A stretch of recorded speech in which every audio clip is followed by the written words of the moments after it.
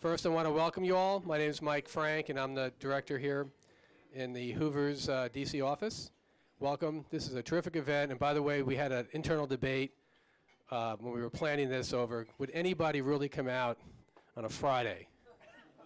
I think this is the largest crowd we've had for any event since this office has opened about 2 years ago. So you're making history for us tonight. Thank you very much for being here.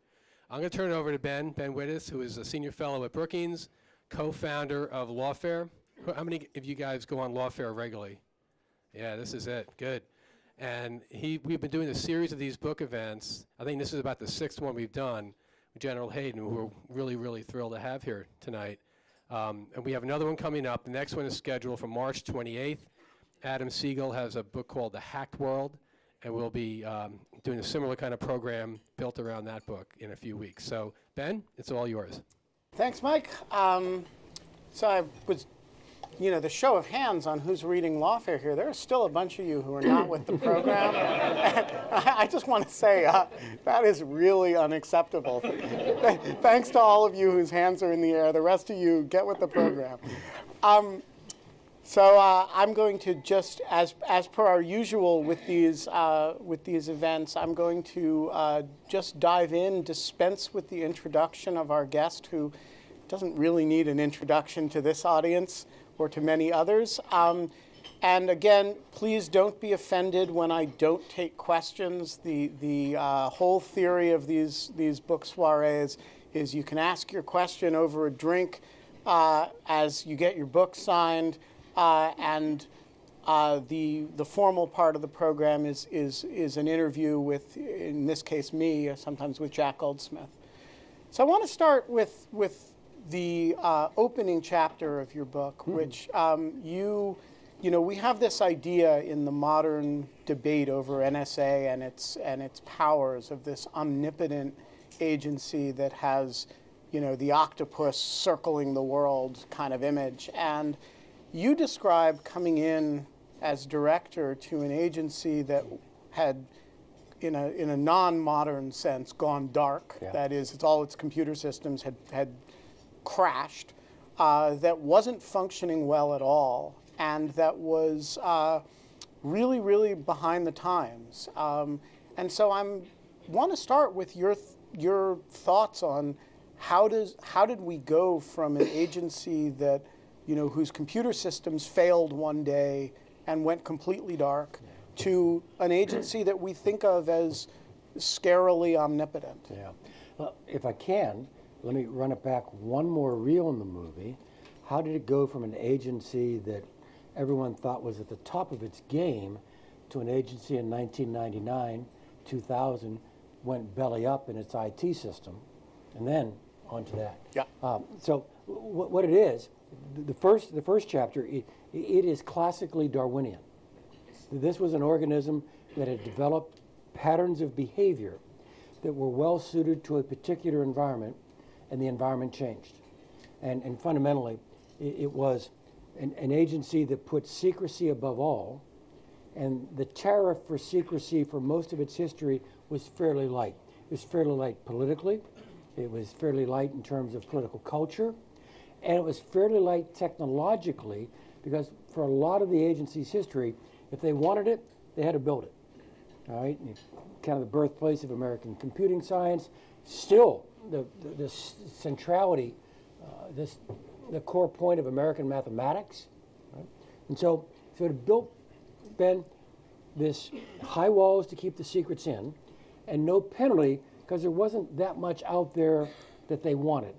And now we go through the 90s, an explosion in telecommunications, explosion in computing power, and now all of a sudden the private sector is outstretching the government in terms of innovation and regeneration, and you still got the very high walls.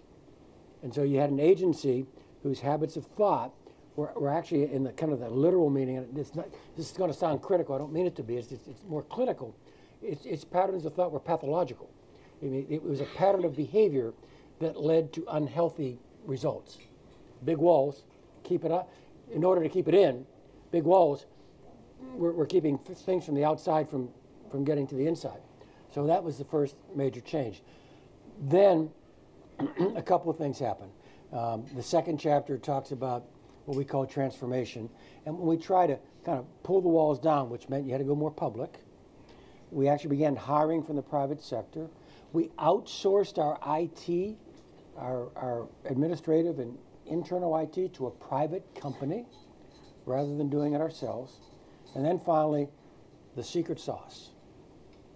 We got lots of money. And I'll use the number I use at CIA. When I was director at Langley, I had $2 for every $1 George Tenet had on September 10th. And there was the same pattern at NSA. So there was indeed a cultural shift. There was a fiscal shift. And then one more thing I should add that really answers your question, Ben. We knew all along, as we were falling further behind and we had to run to catch up, and global telecommunications and so on and so on and so on, if we did this half well, given what we were all doing in the cyber and electromagnetic domains, if we did this half well, this was going to be the golden age of electronic surveillance. And that's really what happened. So that's how you went from we're collapsing, it's going bad, to holy smoke. So this is a very complicated book. I was trying to make a mental list as I came over here today of all the things you're trying to do in this book. There's a memoir. There's also a series of policy arguments about a series of discrete issues told through the lens of particular episodes that you went through.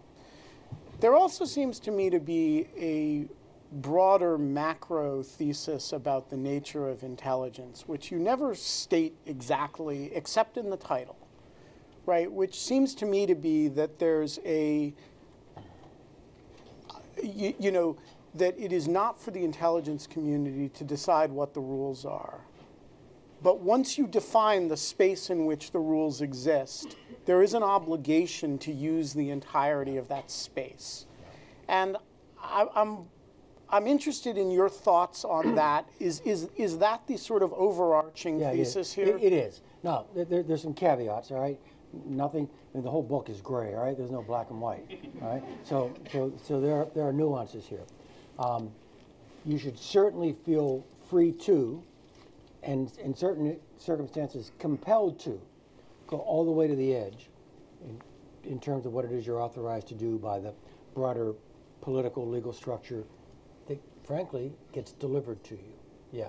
Now, you're part of the original dialogue, all right? I mean, you're not just waiting for the political processes to throw stuff through the transom. You actually take part, well, if this, therefore that. Let me make sure you understand, if you give this up, this is what you don't get. I mean, so you plan that. So, for example, kind of fast forwarding to CIA, in the transition in 08 to 09, we actually went to the incoming guys and said, we read your executive order. Do you really understand what that part here means? And what the part meant was giving up renditions, all right?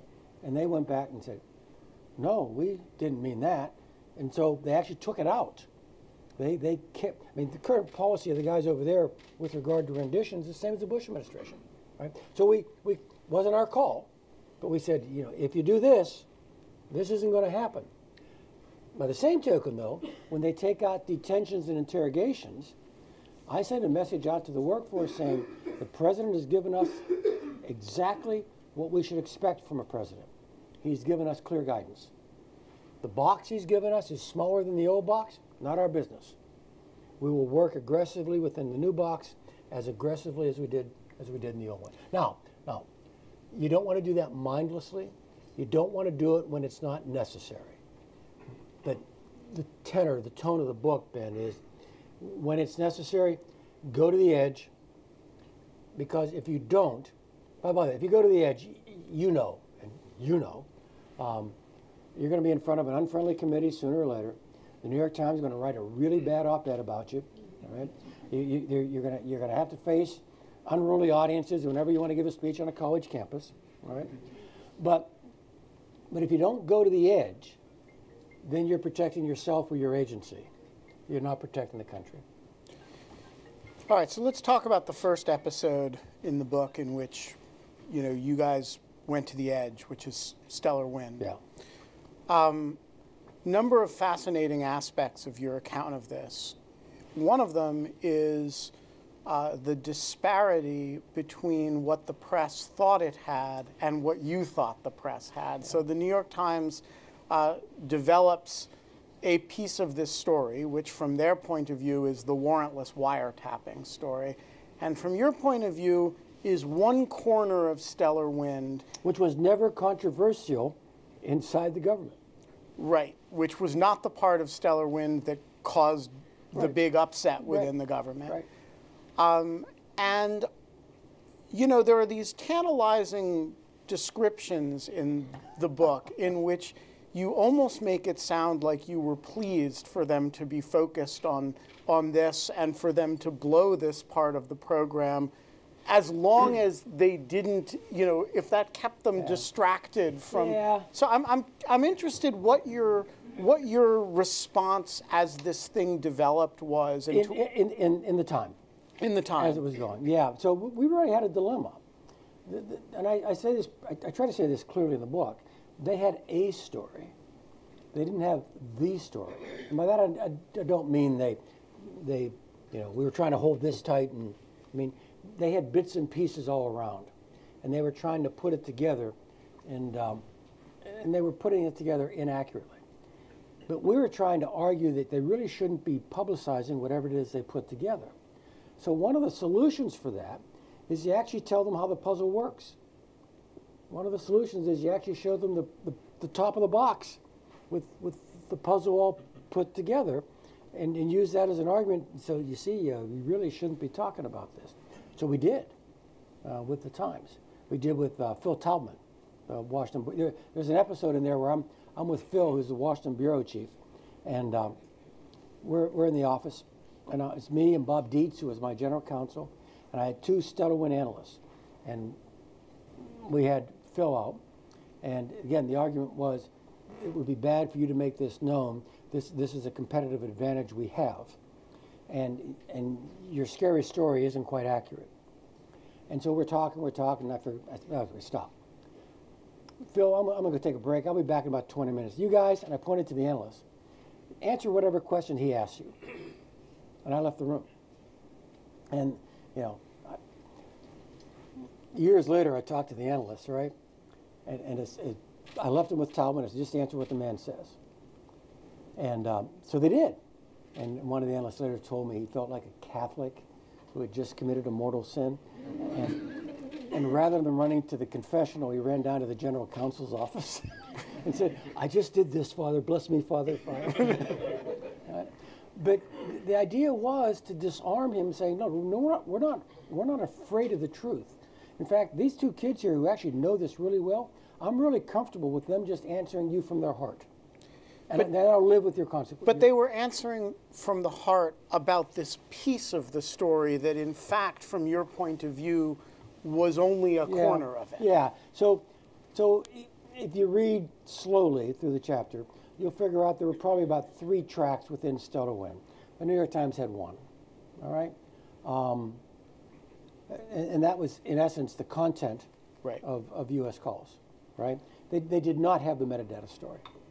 And as much as I wanted to explain what it was we were doing and why we were doing it, I felt no moral or legal compulsion to tell them the metadata story. Right? So we just let that there. And by the way, neither of those are the story that caused the March 2004 implosion within the Bush administration. Which was the internet metadata component. So now all of these components have become public. We've had this big public debate. We've had legislation. The internet metadata program is shut down. I'm interested in how you assess it all in retrospect. Sure. So you walked up, you got chalk on the shoes, and there's been a lot of debate about how significant, how valuable these programs really were. How do you think about it in retrospect? You can probably tell from the tone of the book, Ben, I'm very much at peace by it. Right? Look, I get the arguments, all right? And fundamentally, the arguments are not that you misuse this. They really aren't, right? No one has claimed misuse, All right? The argument is, ooh, that's accruing an awful lot of power to the government. I'm a little nervous about any government, even a benign one, having that power. I get that, all right? I understand that argument. But our argument was we were extraordinary circumstances. Both the Congress and the President said, fix this. And Frank, let me just be very brief. What was this? Okay? Prior to 9/11, we had pretty much organized ourselves to preserve both our security and our liberty, our safety and our privacy by saying, all the foreign stuff over there, all the domestic stuff over here. All the intel guys over here, all the cops over here. And 9/11 was 19 guys driving right through the seam between those two. So the direction we got from the Congress was fix the seam. And so this was the best idea we came up with. So what's become of it? So the metadata program gets briefed to an incoming president who frankly ran on not being George Bush, and who every political instinct he had was to differentiate himself as much as he possibly could from his predecessor. He gets briefed on it, and what does he do? He continues it. You talk about the internet stuff, right? And NSA did indeed shut down an aspect of that in, what, 11 or so? Yeah. Yeah. But they also have Congress then approve the 702 program in the Protect America Act and the FISA Reform Act, which is infinitely beyond anything we were ever doing with internet metadata, right? And so actually, you know, it's not so much that we, oh, well, that was then, this is now, we better step back. Frankly, I'm stunned at how much the political consensus has moved well beyond anything we thought was necessary and appropriate in the months following 9/11. So one person in your account of Stellar Wind who does not come off all that wonderfully is the current FBI director, Jim Comey. And I'm struck by this, I mean, because right now Comey is making an argument that is very similar to the argument, at least similar conceptually, to the argument that you guys made about Stellar Wind, which is that, look, I gotta know, and I gotta use all the legal authority that I plausibly might have. Go figure, huh? And so I'm interested in your assessment of, you know, what do you? There's some not so veiled hostility to Comey in there. No. And there, well, correct me. Okay. No, look, I've said, you know, very publicly recently, because I usually get the Comey question in terms of somebody's emails, okay, not this, and I say we cross paths in government, but he was highly principled, and I believe that the email investigation, and I'm telling this to people kind of to the right of the spectrum here. I'd say this email investigation is in very good hands. This is a very honorable man. And he was in the March 2004 blow-up. We just had a different view of, actually, not just the view of the law, I'll spin it down to detail. We had a different view as to what constituted an acceptable or unacceptable amount of incidental collection you do not intend, but the technology doesn't permit you to screen it out. What constitutes a reasonable as opposed to an unreasonable amount of incidental collection? That's all it was about. That was it. All right? It wasn't like that's black and that's white. It's no, that's too dark a shade of gray because you cannot filter out a sufficient volume of protected, yours, communications, and you're incidentally sweeping it up. Now, I tell the story in the book that about 4 or 5 months later, we pretty much resumed the program. Right. And not under the president's raw Article 2 authorities, but from the FISA court, which then means that the FISA judge broadly, and there's a lot of fine print here, Ben, but the FISA court broadly accepted the understanding that, no, that's probably a reasonable expectation of filtering out the protected and the unprotected.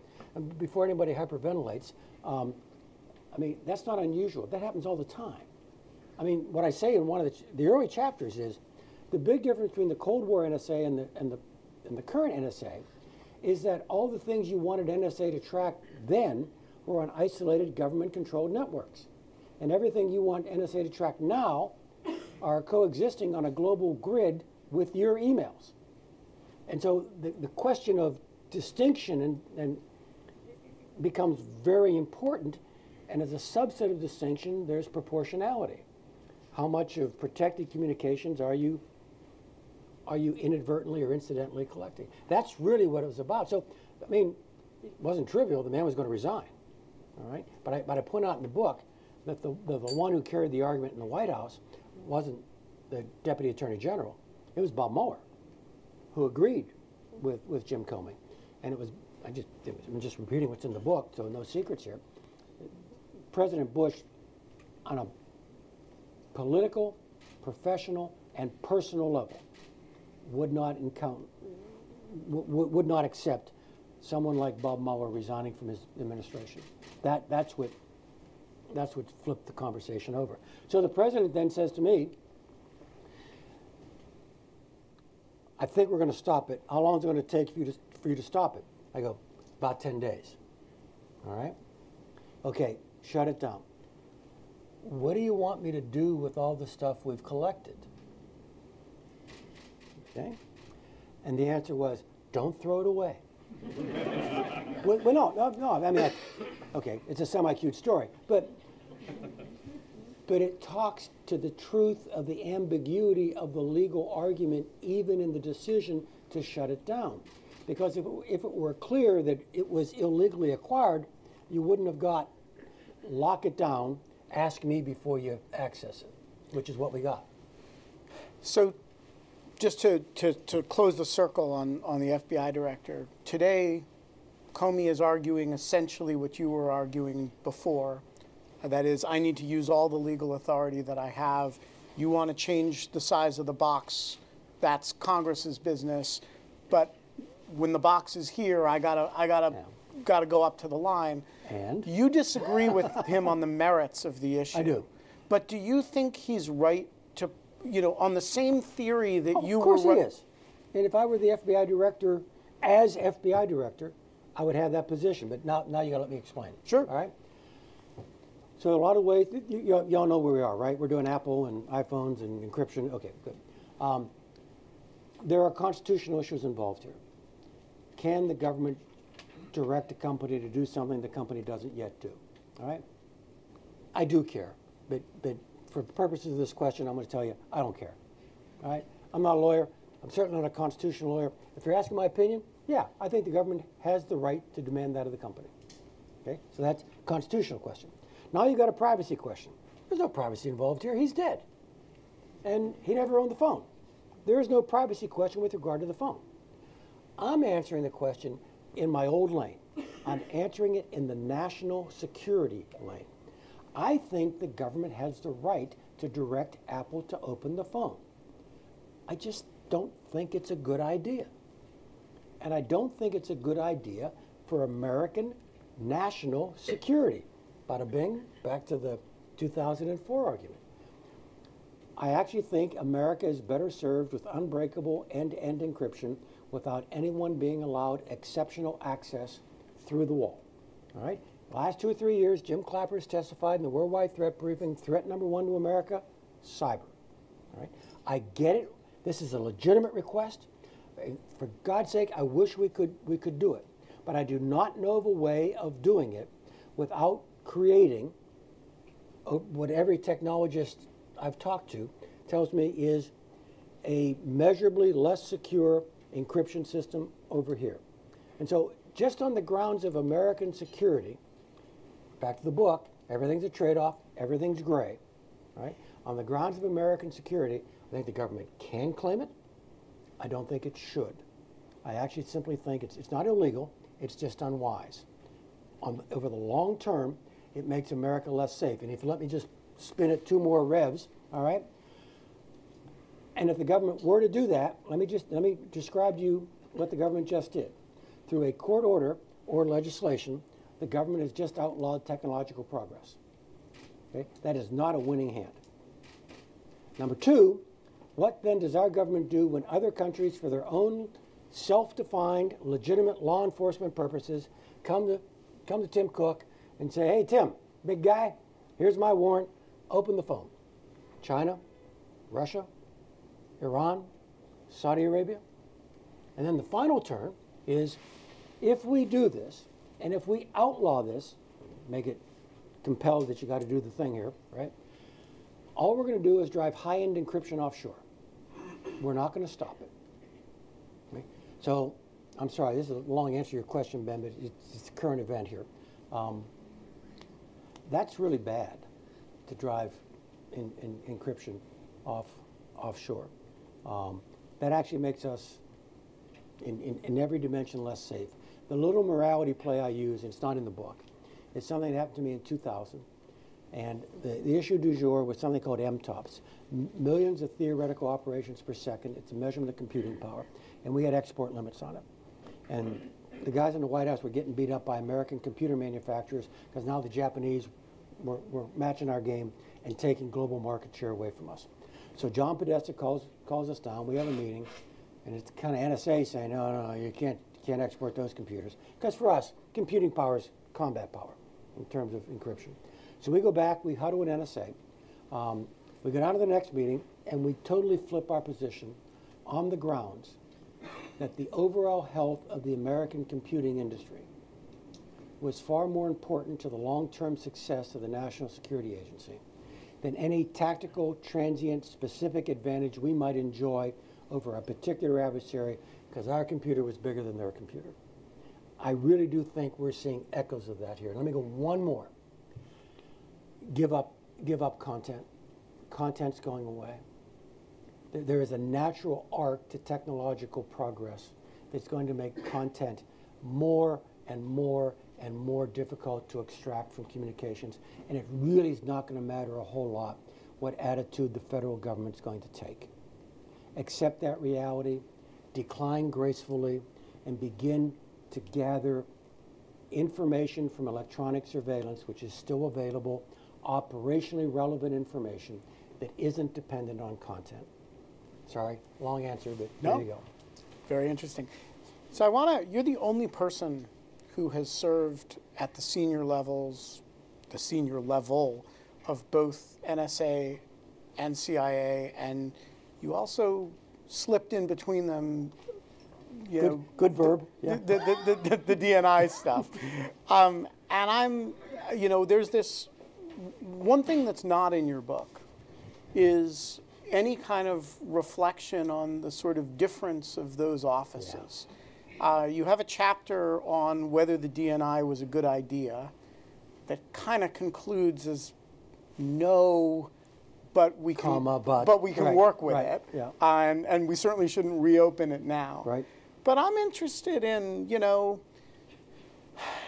as NSA director, you're contributing some enormous percentage of the PDB every day. Your budget is some very large multiple of the CIA's budget. But particularly if you throw in the NRO overhead architecture.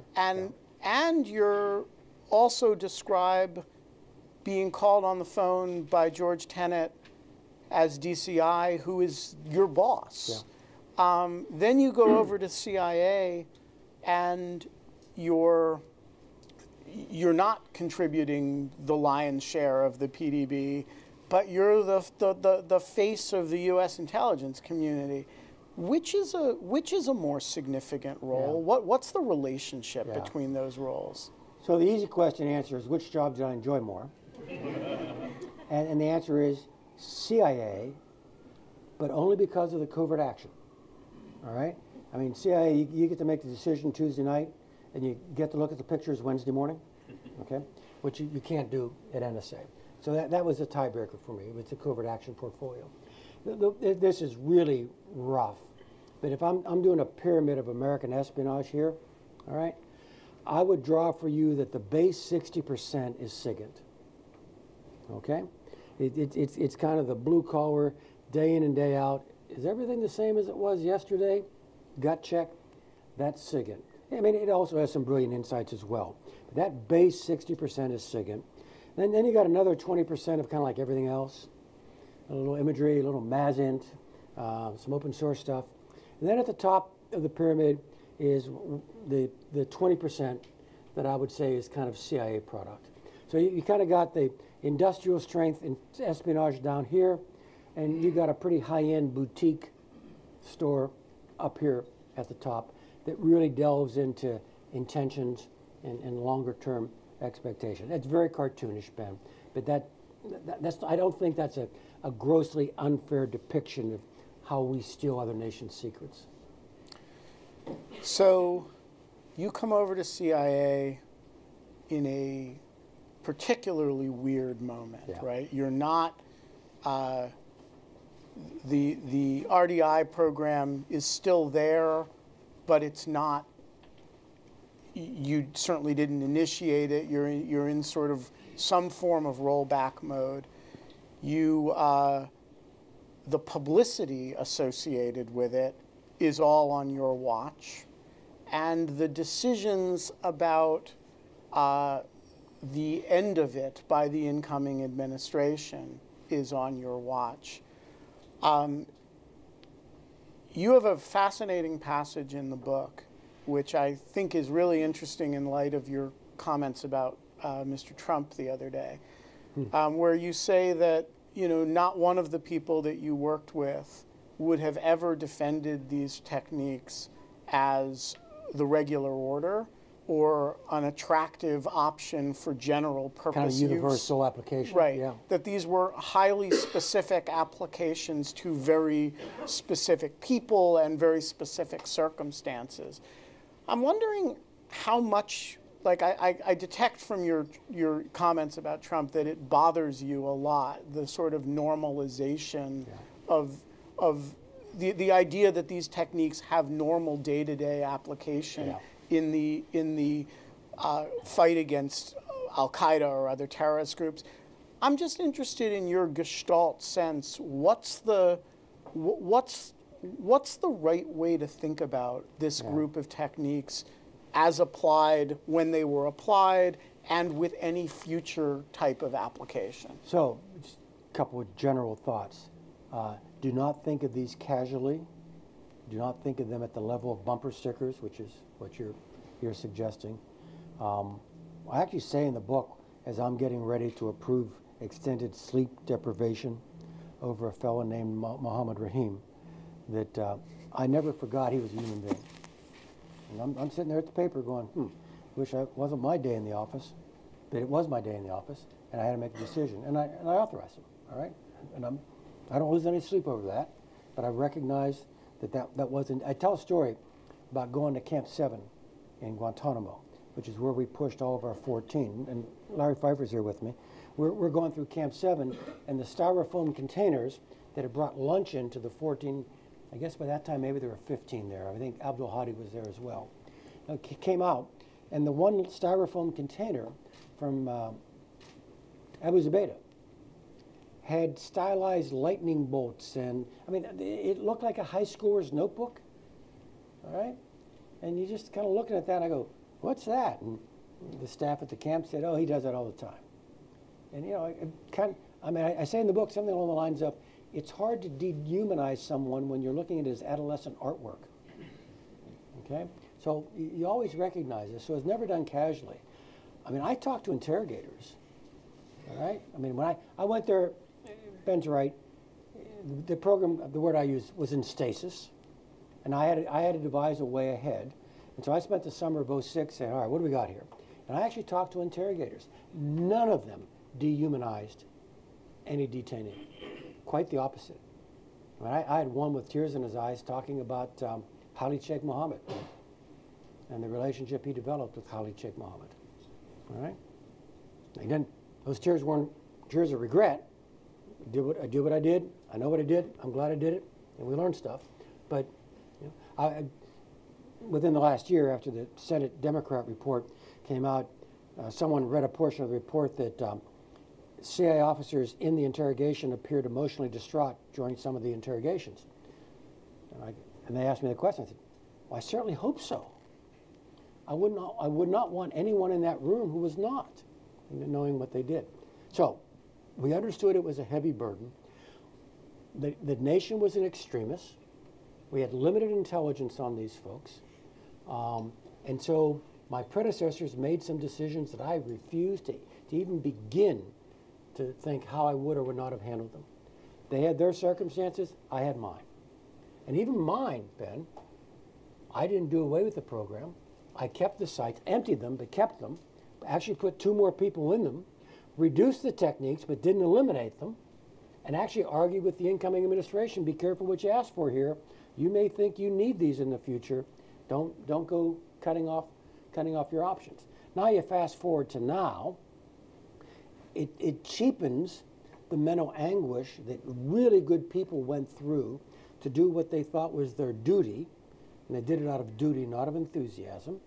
And then when the candidate says, I'm going to waterboard and a lot more because they deserve it, I'm about to lose a molar, grinding my teeth, because we never did anything because they deserved it. This was never retrospective. And I get it, probably a significant fraction of the room here thinks we never should have done it, but we never did it because of the things in our rearview mirror. We did it because of things we expected to learn in our windscreen. This was always about the future. It was always about gaining life-saving information. It was not about retribution. And so to have that put up, it's a little bit like the argument over stellar wind. You got some folks who just reflexively respond and saying, NSA is reading all my emails. God, NSA. And then you got a whole bunch of people over here going, hey, I got nothing to hide. You can read any of my emails you want. I'm as offended by that as I am by this. We're doing it again. I'm as offended by your horrible people and you're ashamed of the nation as I am by this guy over here saying, and we ought to do a hell of a lot more. Both of those are offensive. So one of the really interesting tidbits in your discussion of interrogation, which maybe only someone as sickly fascinated by this stuff as I am would have noticed, is your prescriptive description in your voice from then of what the rules should be. And I'm paraphrasing here, but you basically said, I don't want anybody going in for more than about 60 days. Maybe we can reauthorize for another 60 days. Yeah. And no one goes in without an exit plan. Right. And I look at the Obama administration's policies on now high-value detainees. They don't do it through an RDI program in the CIA.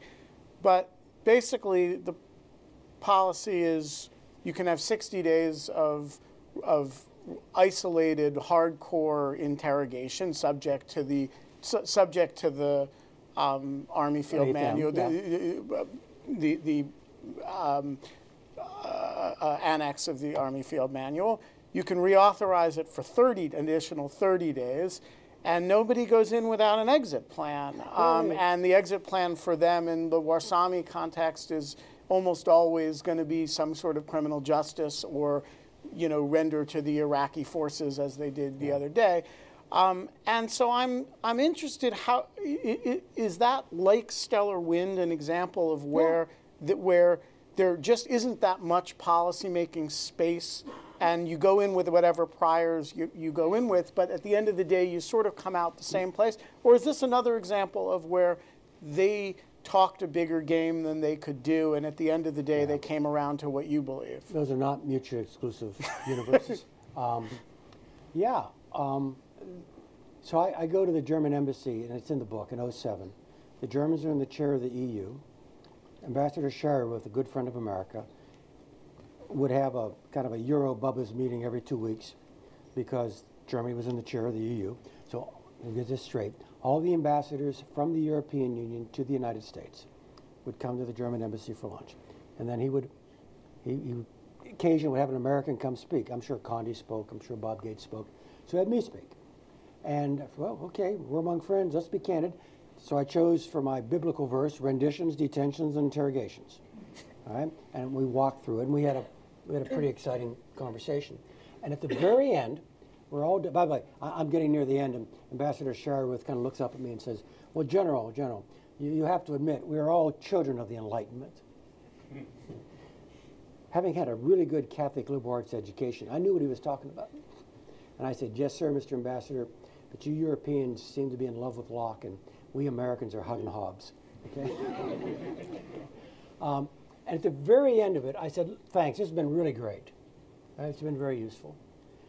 But I got to tell you, in a few minutes, I'm going to walk outside. I'm going to get into that black Suburban. We're going to drive across Chain Bridge. I'm going to get back to my office at Langley. And if I've got a manila folder on my desk, I got 3 options. I can keep them, that's a black site. I can give them to a friend, that's a rendition. Or I can give them to Don Rumsfeld, that's Guantanamo. That's what I got. And so I think you're seeing some of that reality. Now, it's really interesting that you bring this up, because the commander outgoing of SOCOM, going to be the incoming commander of CENTCOM, said in congressional testimony, we don't have a policy yet. Right. Okay? We do not yet have a policy for the long-term detention of the WMD expert that they have. That's still under consideration. Okay? That's year 15 of the war, year 7 of the administration. And we don't yet have a policy. So there's an undertone of the book is that, you know, this is hard stuff. Recognize that it's hard stuff. You can disagree that, you know, somebody doesn't have to be Beelzebub to be on the other side. And that these are hard questions, and I think the administration is tacitly admitting. But also tacitly, I mean, you know, also has adopted a set of policies with respect to these detentions that are that you look at, and they're not very far from what you would you would describe as reasonable, minus the specific enhanced techniques that you would have asked them to keep. Ben, the short version, and you and I have shared this before, but I'll share it here, all right? There is a more significant difference between the first and second Bush administrations than there is between the Bush administration and the Obama administration. Most of these things, electronic surveillance, renditions, detentions, interrogations, targeted killings, were recalibrated in 43-2, not in 44. All right? If you had 43-1, I got it. The recalibration in 43-2, and then broadly, the acceptance of the recalibration by 44. And by the way, that's what drives the Europeans crazy. There's a great line in Spiegel that comes out after Snowden. And it's about Snowden and surveillance, but it applies to everything we just talked about. And quoted in the book, something along the lines of, we thought it was just George Bush. We thought there were 2 Americas. Now we know there's just 1 America, which I thought was cool. All right. They didn't quite mean it that way. They did not. So speaking of Europeans, before we get to the Obama administration, you actually have a lot of very, very warm words for certain European allies in this book, and some of the most moving passages of the book are about the British, the Australians. In fact, the book opens in Australia. in Australia. Yeah.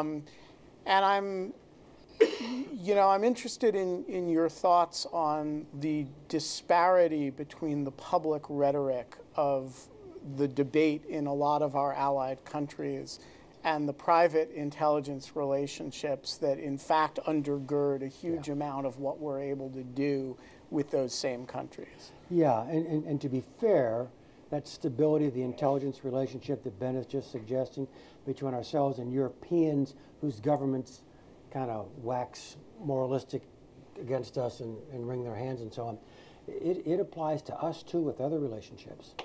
I mean, we have troubled political relationships as a country with other nations, and that intelligence relationship just below the surface of the water is amazingly stable. And the argument I create in the book is that the intel guys know they're going to still be around, or their institutions are certainly going to be around when these guys are gone.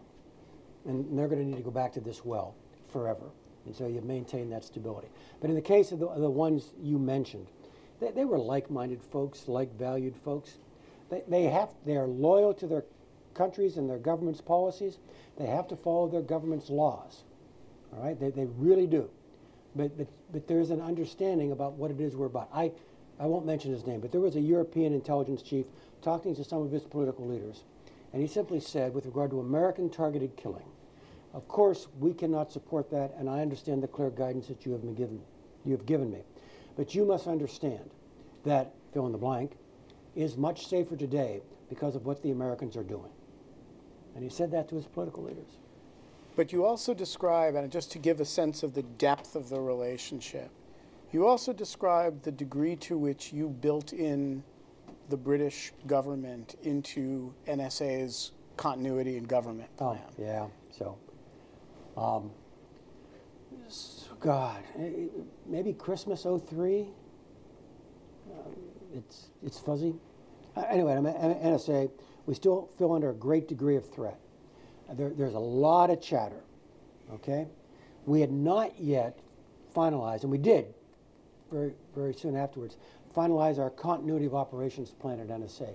We actually built a site away from Fort Meade that would give us 80% of the capability and 20% of the capacity of the Fort Meade complex. We actually just built it after 9/11 to ensure survival. It wasn't quite ready yet. So we're getting this massive amount of chatter. It's Christmas season, and I called David Pepper, who is the head of GCHQ. You've seen the movie, right? Bletchley Park, Imitation Game. You know how tight we are with a few SIGINT services. So I called David up, Happy Christmas, David, and so on and so forth. One more thing, David. We actually feel a bit under threat here. And so I've told my liaison to your office that should there be catastrophic loss at Fort Meade, we are turning the functioning of the American SIGINT system over to GCHQ. Long pause. I got something like, do you guys know something we don't know? And I said, well, there's a lot of noise. Oh, no, we got the noise. David, just a precaution. But if we go down, you run the show. Yeah. So Barack Obama comes into office. There's a account at the end, toward the end of the book, of this transition period. It's a complicated story from your point of view. Yeah. On the one hand, you describe there having been less disruption than you suspect there would have been had John McCain been elected.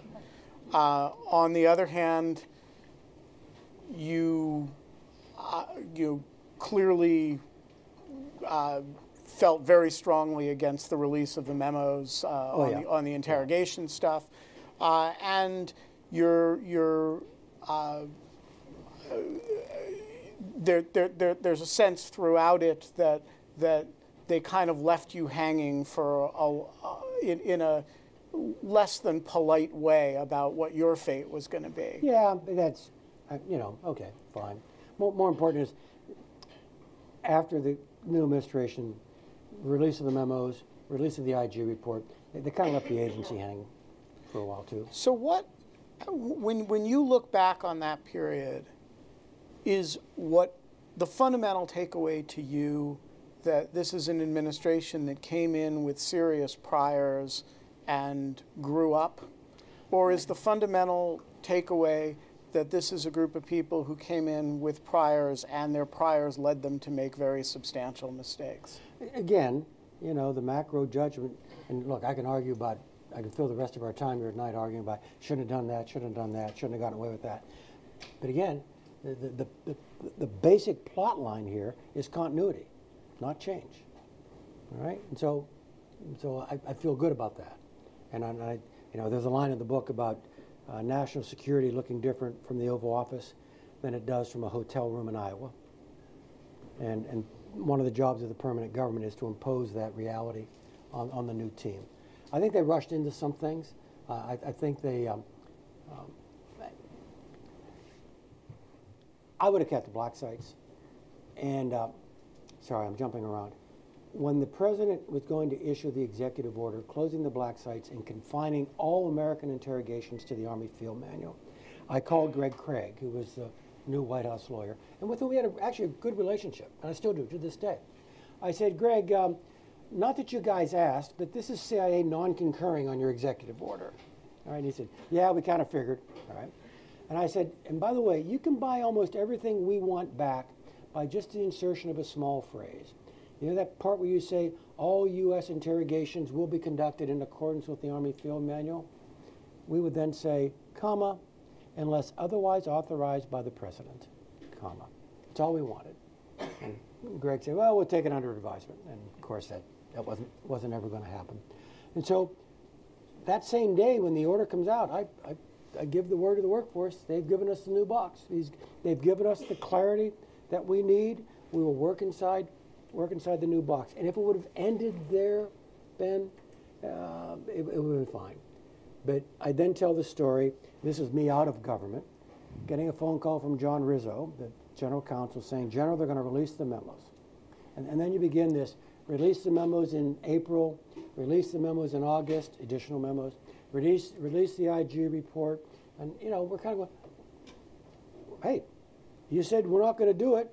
We're not going to do it. Why are you doing this? And that's where it really got a sense of betrayal, small b, but still betrayal.